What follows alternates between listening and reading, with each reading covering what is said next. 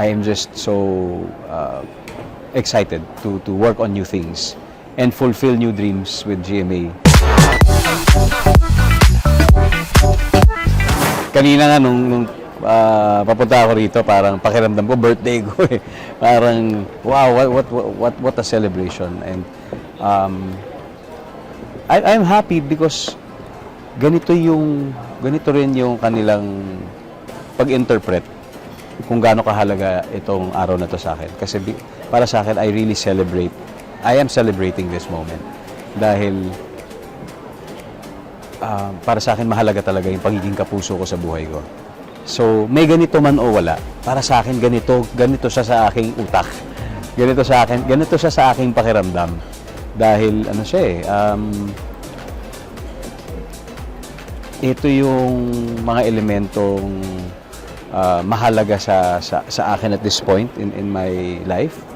Dahil I just recognize everything that GMA has done for me. And now that I'm given another opportunity through this new chapter, I am just so excited to work on new things and fulfill new dreams with GMA.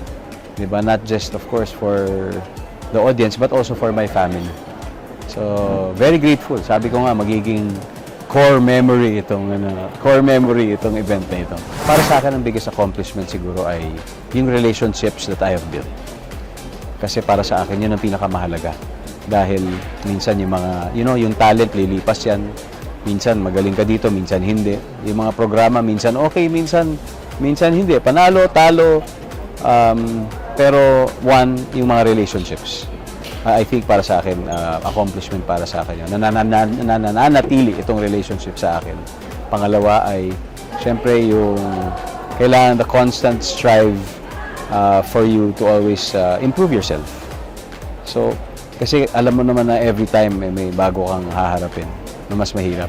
So, kailangan may drive ka and strive to always be the best of, a better version of yourself as a performer. And I finally, I think, achievement para sa akin, yung ability, the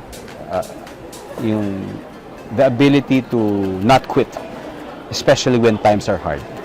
So, if you can see, hindi siya accomplishment na literal but it's really a frame of mind and a feeling.